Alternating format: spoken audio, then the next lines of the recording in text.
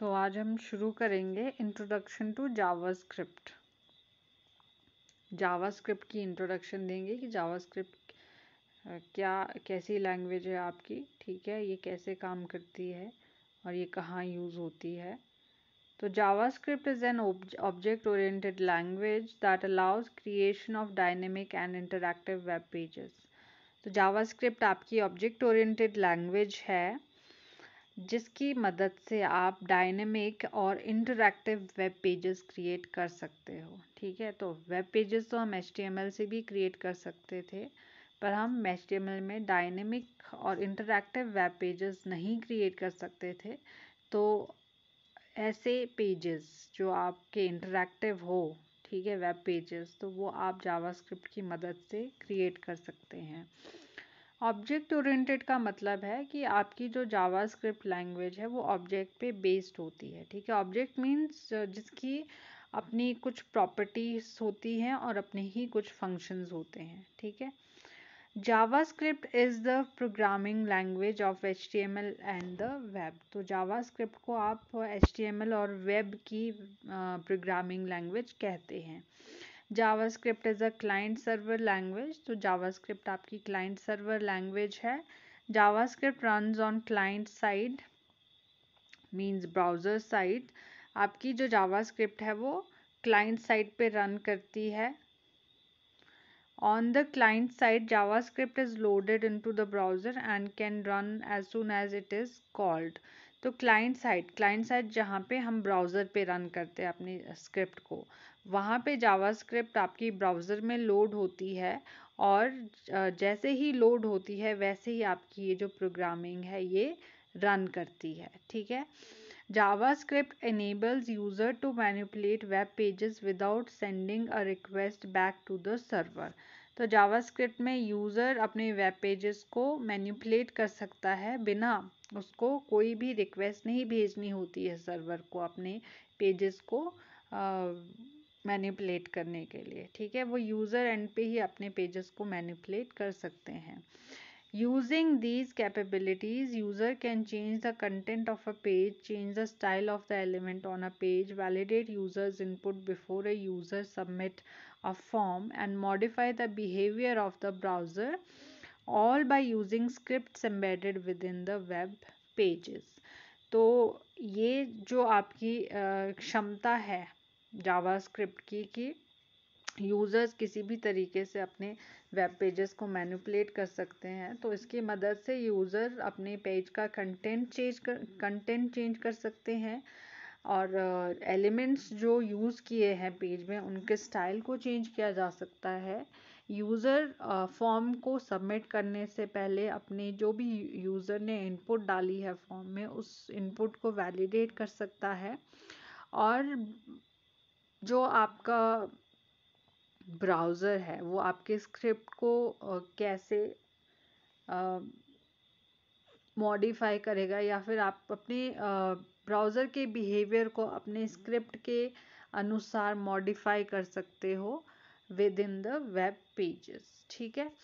आपको अलग से सर्वर को रिक्वेस्ट भेजने की ज़रूरत नहीं है किसी भी चेंज को करने के लिए। आप अपने यूज़र एंड पे ही अपने वेब पेजेस को डायनेमिकली चेंज कर सकते हो। JavaScript is an interpreted language that is used to add dynamic content to the web page. तो ये एक आपकी इंटरप्रेटेड लैंग्वेज है जिसका इस्तेमाल वेब पेजेस में डायनेमिक कंटेंट ऐड करने के लिए किया जाता है। Interpreted means that the entire web page is downloaded to the browser and then interpreted one line at a time. Interpret का यहाँ पे मतलब है कि जो भी आपका स्क्रिप्ट जो भी आपका वेब पेज होता है वो पूरे का पूरा आपके ब्राउज़र पे पहले डाउनलोड हो जाएगा और उसके बाद वो लाइन बाय लाइन उसका अनुवाद होगा, ठीक है।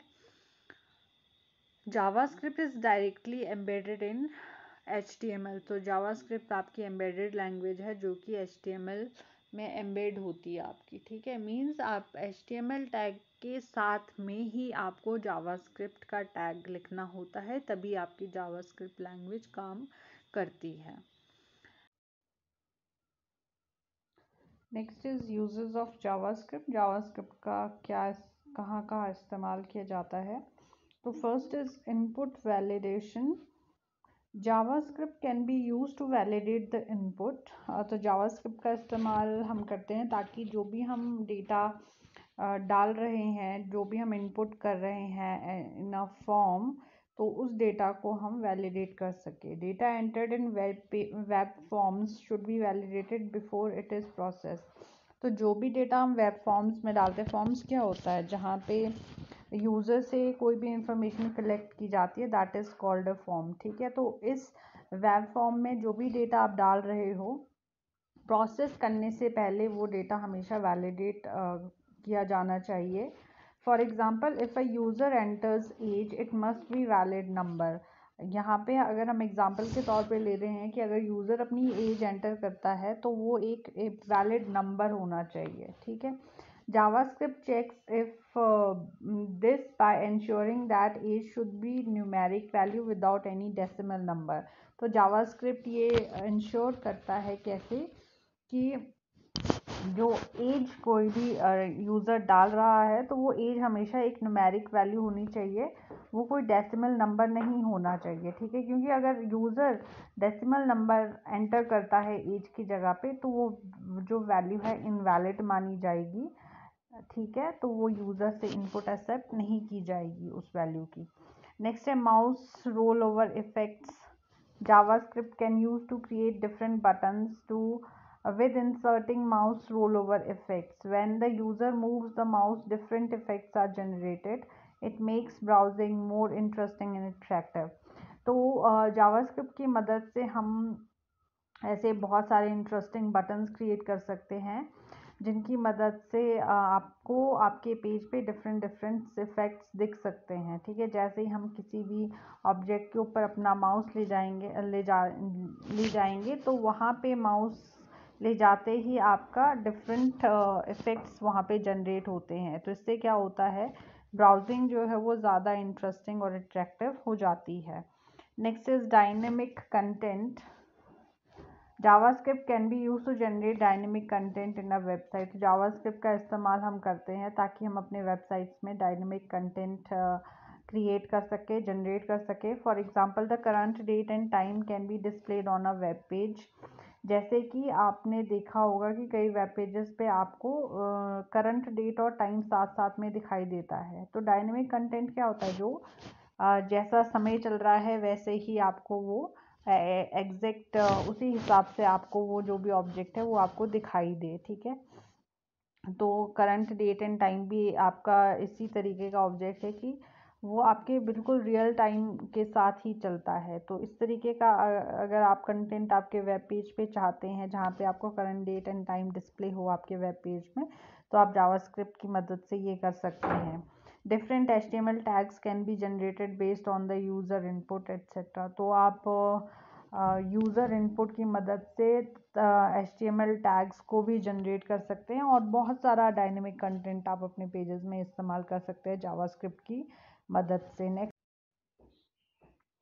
Next is popup window. Popup Windows होती है जैसे आपकी स्क्रीन, आपने ब्राउज़र की स्क्रीन खोली है। ठीक है, उस स्क्रीन पे आपको छोटे छोटे से और विंडोज़ दिखाई देती है जिसमें आपको इम्पोर्टेंट इंफॉर्मेशन होती है, अनाउंसमेंट, जैसे न्यूज़ फ्लैशेस दिखाई देती है आपको। ठीक है, फ्लैश मैसेजेस दिखाई देते हैं, तो उसको आप पॉपअप विंडो बोलते हैं। तो जावास्क्रिप्ट में अगर आप ऐसी विंडोज़ क्रिएट करना चाहते हैं जिसमें आपको नॉर्मली कोई इम्पोर्टेंट अनाउंसमेंट या ऑफ़र या न्यूज़ एट्सेट्रा दिखे, तो वो आप जावास्क्रिप्ट की मदद से कर सकते हो। Popup window can be created of different size. तो ये पॉपअप विंडो आपकी डिफरेंट साइज़ की हो सकती है, छोटी से लेकर बड़ी तक। ठीक है, नेक्स्ट इज यूज़र इंटरेक्शन।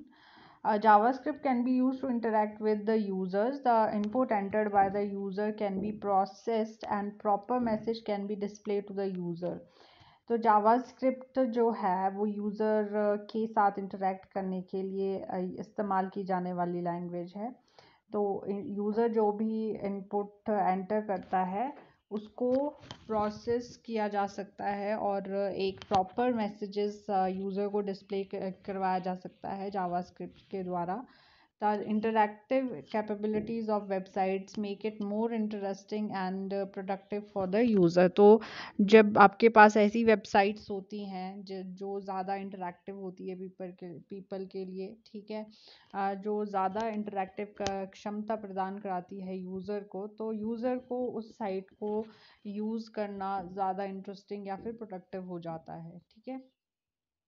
तो ये थे आपके यूजर्स ऑफ जावास्क्रिप्ट, जहाँ पे आप डिफरेंट डिफरेंट टाइप्स की वेबसाइट्स क्रिएट करने के लिए, इंटरैक्टिव और डायनेमिक वेबसाइट्स क्रिएट करने के लिए इस्तेमाल करते हो जावास्क्रिप्ट को। Next advantages of JavaScript. JavaScript जो लैंग्वेज है उसके एडवांटेजेस क्या है, तो फर्स्ट है ईज ऑफ यूज़।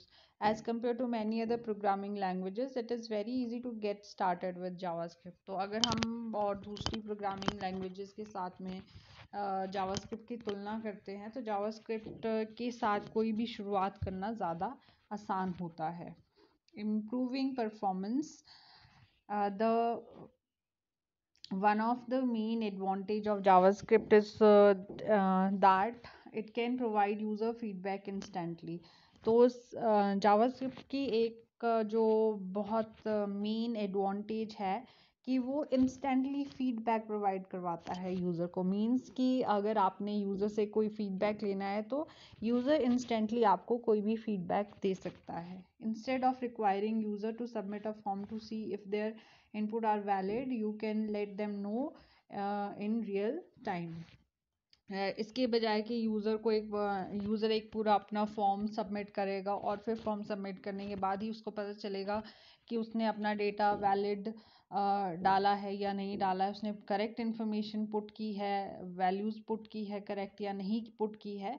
तो आप एकदम, अगर आपने जावास्क्रिप्ट लैंग्वेज के माध्यम से कोई वेब पेज बनाया है, तो उसी समय जो यूज़र इनपुट डाल रहा है उसको वहीं पे ही वैलिडेट किया जा सकता है। तो इससे क्या होती है, जो कार्य क्षमता है, ठीक है, यूज़र इनपुट लेने की जो कार्य क्षमता है वो ज़्यादा इंक्रीज हो जाती है, इम्प्रूव होती है, ठीक है। जो यूज़र है वो उसी समय फीडबैक प्राप्त कर लेता है अपनी वैलिड डेटा का, कि वो वैलिड है या नहीं है, उसको इंतज़ार करने की ज़रूरत नहीं पड़ती है। फिर है स्पीड।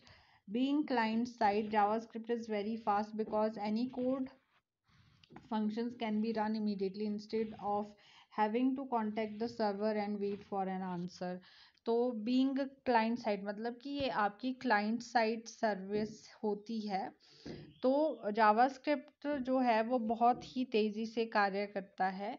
इसको वेट नहीं करना पड़ता है सर्वर से कांटेक्ट करने का, या फिर कांटेक्ट करने के बाद रिप्लाई का भी वेट नहीं करना पड़ता है, क्योंकि जो भी आप कोड रन करते हैं वो क्लाइंट साइड पे ही रन होता है, ठीक है। तो जब आपका कोई भी कोड क्लाइंट साइड पे रन हो रहा है तो वो ज़्यादा तेज़ी से आपका कार्य करता है फिर वो code. Versatility is next advantage. JavaScript interact with other languages and can be used in a huge variety of application. तो JavaScript और भी दूसरी लैंग्वेज के साथ में इंटरेक्ट करती है ये जो लैंग्वेज है, और इसको हम बहुत सारी डिफरेंट काइंड्स ऑफ एप्लीकेशंस के साथ में इस्तेमाल कर सकते हैं। JavaScript can be inserted into any web page regardless of the file extension. तो JavaScript को हम किसी भी वेब पेज में इंसर्ट कर सकते हैं, चाहे वो किसी भी एक्सटेंशन के साथ में है। JavaScript can also be used inside scripts written in other languages such as Perl and PHP. तो JavaScript को हम किसी भी लैंग्वेज की स्क्रिप्ट के साथ में यूज़ कर सकते हैं, चाहे हमने किसी भी लैंग्वेज में स्क्रिप्ट को इस्तेमाल किया है उसी के साथ में हम जावास्क्रिप्ट की स्क्रिप्टिंग भी ऐड कर सकते हैं। जैसे कि मान लो हम पर्ल या PHP में कोई कोडिंग कर रहे हैं, तो जावास्क्रिप्ट भी हम इसकी कोडिंग में ऐड कर सकते हैं। तो ये एक वर्सेटाइल लैंग्वेज है, किसी भी लैंग्वेज के साथ में एम्बेड करके हम इसका इस्तेमाल कर सकते हैं। Server load. Being client side reduces the demand on the website server, क्योंकि जो आपकी जावास्क्रिप्ट है वो क्लाइंट सर्वर लैंग्वेज है, वो क्लाइंट साइड पे ही आपकी रन करती है, तो वेबसाइट सर्वर की डिमांड यहाँ पे कम हो जाती है। नेक्स्ट है ब्राउज़र कंपैटिबल। तो the biggest advantage of JavaScript having ability to support all modern browser and produce the same result.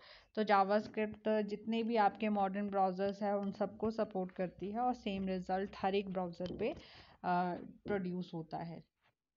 तो जावास्क्रिप्ट हर एक ब्राउज़र के साथ कंपैटिबल लैंग्वेज है आपकी। नेक्स्ट है interpreted language. JavaScript is an interpreted language. It requires no compilation process, so no compiler is required. तो JavaScript आपकी interpreted language है, यहाँ पे आपको कोई भी कंपाइलर की ज़रूरत नहीं होती है, क्योंकि जो आपका कोड है वो एक साथ में आपका लोड होता है और उसके बाद लाइन बाय लाइन उसकी इंटरप्रिटेशन होती है। कंपाइलेशन की यहाँ पे ज़रूरत नहीं पड़ती है। Easy to debug and test. आसानी से हम कोई भी एरर को फाइंड आउट कर सकते हैं और इसकी टेस्टिंग कर सकते हैं। JavaScript code is interpreted line by line. The errors are indicated along with line numbers. It is very easy to find errors in the code, correct it and test it again. तो जैसा कि आपको पता है जो JavaScript आपकी वो interpreted language है, आपका जो कोड है वो लाइन बाय लाइन इंटरप्रेट होता है और साथ ही साथ लाइन बाय लाइन जो भी एरर आपका आता है वो विद लाइन नंबर आपको डिस्प्ले होता है कि इस लाइन पे आपका एरर है। तो उस एरर को हम इजीली फाइंड आउट कर सकते हैं और उसको करेक्ट करके उसको दोबारा से उस कोड की टेस्टिंग हम कर सकते हैं। Next is procedural capability. JavaScript provides और capabilities of procedural language। तो JavaScript में आपके पास procedural language की सारी कार्य क्षमता होती है। It provides condition checking loops and branching facilities that can be executed in a web page। तो इसमें आपको condition checking facility, loops या फिर branching facility available हो जाती है जो कि एक web page के द्वारा execute की जा सकती है। फिर है ये प्लेटफॉर्म इंडिपेंडेंट होता है, किसी भी प्लेटफॉर्म पे आपकी जावास्क्रिप्ट लैंग्वेज है वो रन कर जाती है। Any JavaScript enabled browser can be understand and interpreted JavaScript code. तो कोई भी जिसमें जावास्क्रिप्ट किसी भी ब्राउज़र में जहाँ पे भी आपकी जावास्क्रिप्ट लैंग्वेज एनेबल्ड होती है वो जावास्क्रिप्ट कोड को अंडरस्टैंड कर सकता है और इंटरप्रेट कर सकता है। ठीक है, तो ऐसा नहीं है कि स्पेसिफिक ब्राउज़र या स्पेसिफिक प्लेटफॉर्म की आपको ज़रूरत होती है जावास्क्रिप्ट के लिए। तो ये इसकी एडवांटेजेस थी। Next is disadvantages. तो पहली है कोड ऑलवेज विजिबल। तो जावास्क्रिप्ट की डिसएडवांटेज सबसे बड़ी ये है कि आपका जो भी कोड होता है जावास्क्रिप्ट का वो सबके लिए विजिबल होता है। Anyone can view the JavaScript code, कोई भी जावास्क्रिप्ट के कोड को देख सकता है। ठीक है, तो इससे क्या होता है, इससे थोड़े से सिक्योरिटी इश्यूज हो सकते हैं। मीन्स कोई भी इजीली आपके कोड को या फिर जो भी आपने प्रोग्रामिंग की है उसमें इजीली चेंजेस कर सकता है। Next is slow execution. JavaScript document object model is slow. तो आपका जो जावास्क्रिप्ट का डॉक्यूमेंट ऑब्जेक्ट मॉडल होता है वो थोड़ा सा स्लो होता है। उसकी जो एग्जीक्यूशन है या फिर उसमें जो भी प्रोसेसिंग होती है थोड़ी सी स्लो होती है। Next is security. Because the code executes on the user's computer, in some cases it can be exploited for malicious purposes। तो क्योंकि सिक्योरिटी इश्यूज इसमें कैसा आता है, क्योंकि जो आपका कोड होता है वो यूज़र के कंप्यूटर पे ही रन हो रहा है, तो कुछ केसेस में हो सकता है कि इस कोड का किसी गलत तरीके से इस्तेमाल किया जाए। Next is reliance on and user. JavaScript is sometimes interpreted differently by different browsers, so it can be little unpredictable।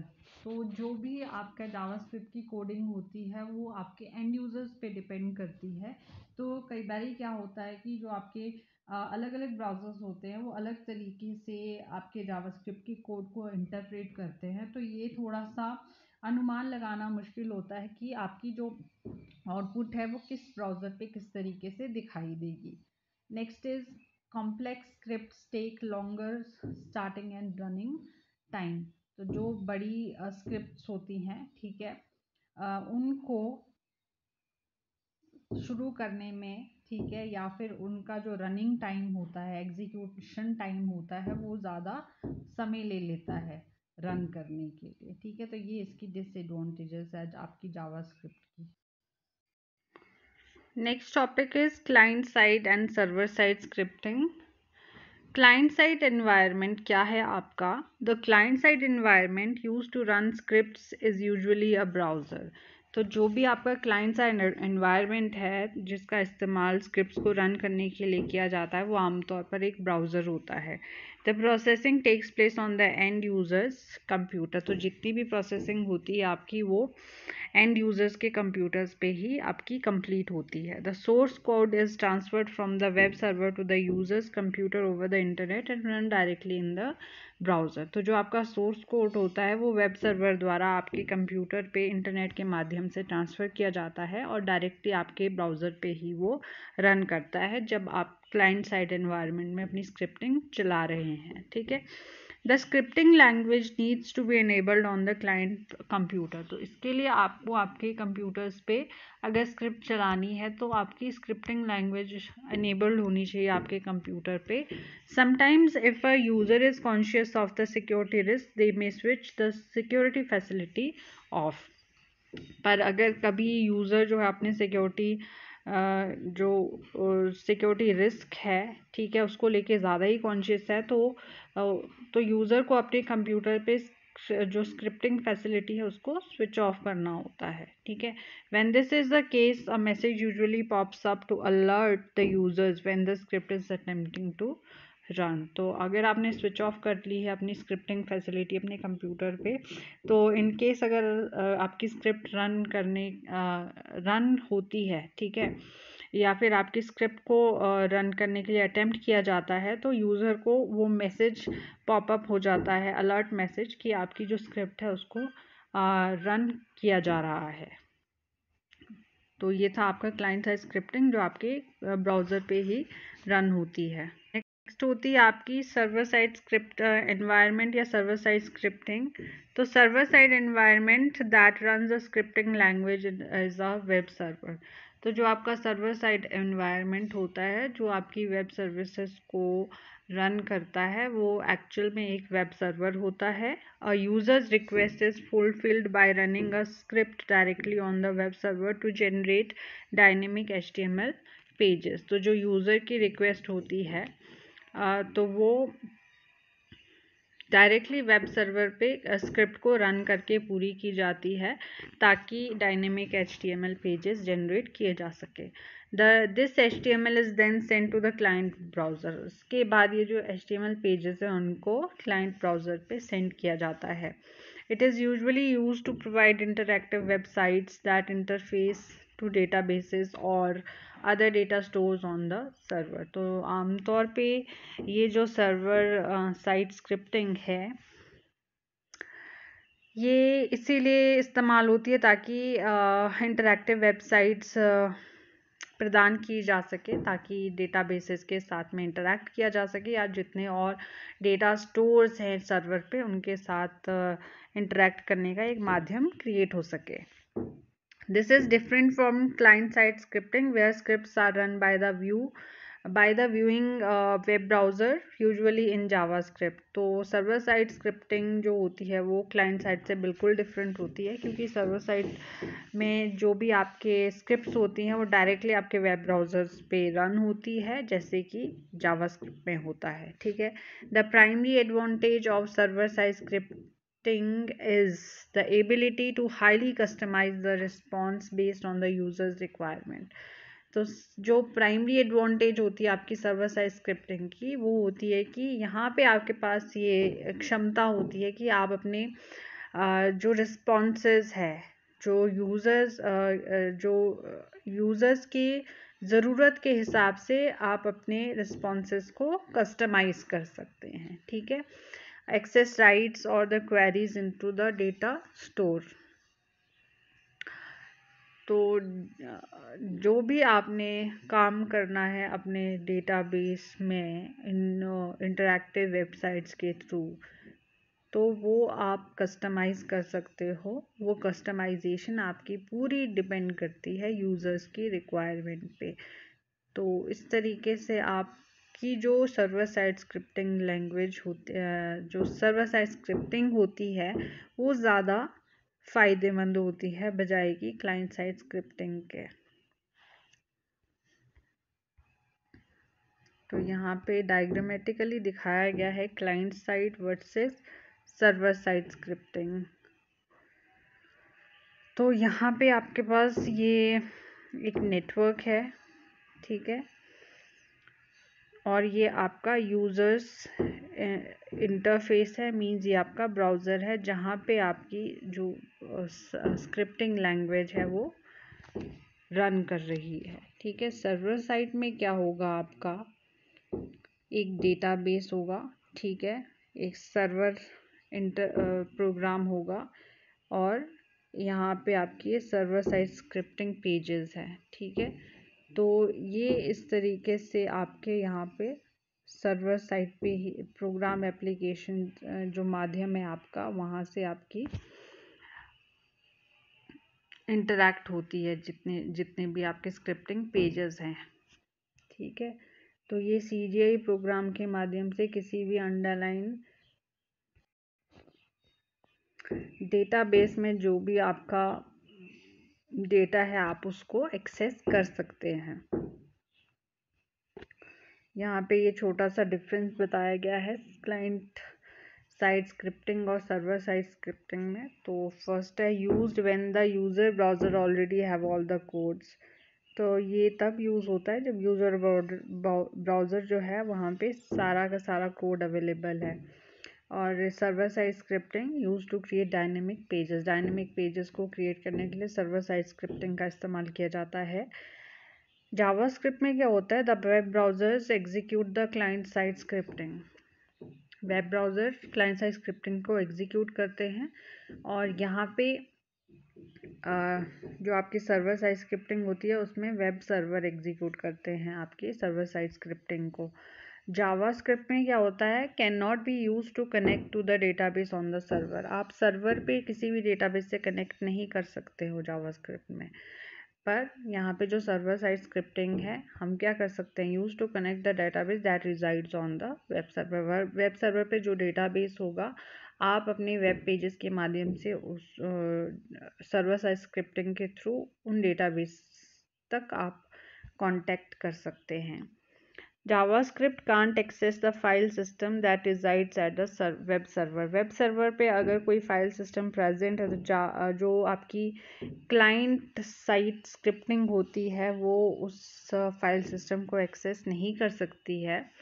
और जो सर्वर साइड स्क्रिप्टिंग लैंग्वेजेस होते हैं वो जो वेब सर्वर पे फाइल सिस्टम होता है प्रेजेंट, उसको एक्सेस कर सकते हैं। नेक्स्ट, जो आपकी क्लाइंट साइड स्क्रिप्टिंग होती है उसमें क्या होता है, response from a client side script is faster as compare to the server side script. तो रिस्पॉन्स जो होता है आपकी जो भी आपने काम किया है, ठीक है, या आपने इनपुट डाला है, तो वो सर्वर साइड स्क्रिप्टिंग से ज़्यादा फास्ट होता है क्लाइंट साइड स्क्रिप्टिंग में, क्योंकि जो भी आपकी प्रोसेसिंग हो रही है वो कहाँ हो रही है, क्लाइंट साइड पे। आपको किसी भी पर्टिकुलर रिस्पॉन्स के लिए वेट करने की ज़रूरत नहीं होती है। पर जो आपका क्लाइंट जो आपकी सर्वर साइड स्क्रिप्टिंग है उसमें response from a server script is slower as compare to the client side script. तो जो सर्वर साइड स्क्रिप्टिंग का जो रिस्पॉन्स है वो स्लोअर होता है as compare to client side scripting, क्योंकि जो भी प्रोसेसिंग आपकी हो रही है सर्वर साइड स्क्रिप्टिंग लैंग्वेजेस में वो वेब सर्वर पे होती है। तो वेब सर्वर पे जब भी आपकी कोई प्रोसेसिंग होती है तो उसके लिए हमेशा रिस्पॉन्स के लिए वेट करना होता है, तो यहाँ पे रिस्पॉन्स टाइम आपका ज़्यादा लगता है। तो ये डिफरेंस है आपका क्लाइंट साइड स्क्रिप्टिंग लैंग्वेज और सर्वर साइड स्क्रिप्टिंग लैंग्वेज में। तो कहीं पे भी है डाउट तो आप पूछ सकते हैं।